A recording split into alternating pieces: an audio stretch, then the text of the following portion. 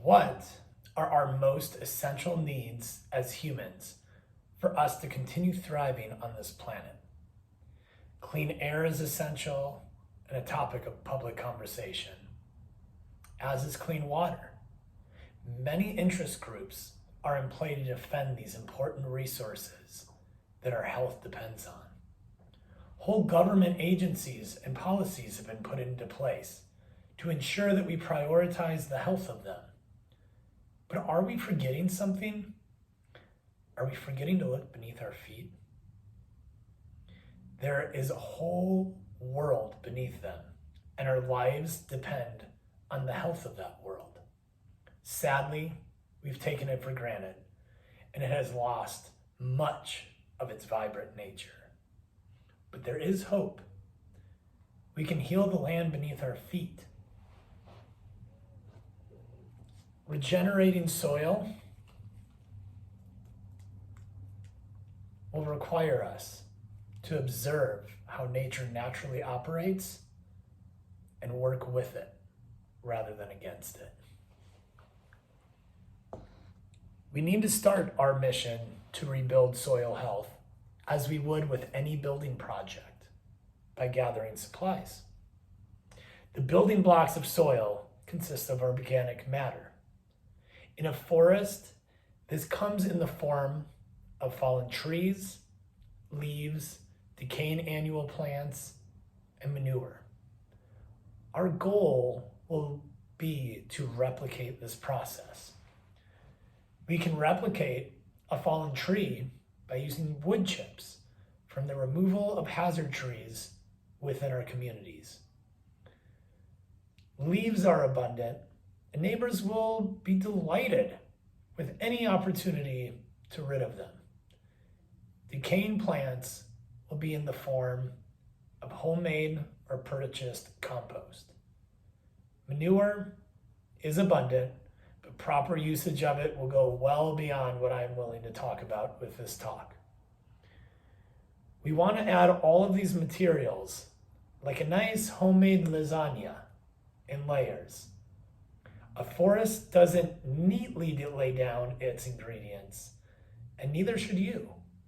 All this organic matter will not only supply nutrients for our plants, but this is the foundation of the whole ecosystem of microorganisms and insects that will call this lasagna home. Next up are the plants. We want to focus on our pioneer plants, which are often the plants we think of as weeds. Weeds are often found where disturbed soil is because they are hardier than many other plants and serve a purpose to help rebuild the soil. Many partner with little beneficial bacteria down in their root layer and pull nitrogen from the atmosphere and deposit it in the soil through the root growth and decay. These root systems are the first tunnels that allow our little microorganism community to spread. Ideally, we will be looking to establish some perennial plants due to their root systems driving down deep and reducing our dependency on external water supplies. As these plants move through their cycle of growth and decay, both their roots and leaves, this helps create a beneficial feedback loop to nourish the soil. As this cycle continues, we will plant larger and larger plants as the system is able to support them. Now that we have a regenerative system in place, we need to ensure not to disrupt it. Tilling of the soil is a long-held practice in agriculture.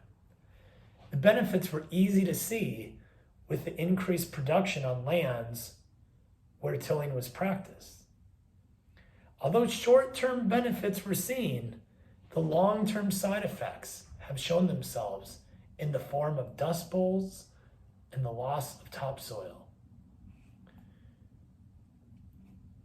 When we till the soil, It is akin to using a bellow on a fire. By providing more oxygen, the system burns hotter and hotter, but much of the energy is lost into the atmosphere. Not only is this a waste of energy, but it destroys the living subterranean ecosystem consisting of mycelium, protozoa, bacteria, and our friends the worms. After decades of this practice, the soil is all but depleted of its vibrant and energetic characteristics. Though through not tilling the soil, we will store all of this energy and preserve the subterranean communities. These are simple, yet incredibly powerful steps to help heal the soil beneath our feet. Each of these actions are doable on both a home scale and at a large agricultural scale. The most important key to this task is to make sure that we continually observe how natural ecosystems evolve to help support its desire to diversify and rebuild. Thank you.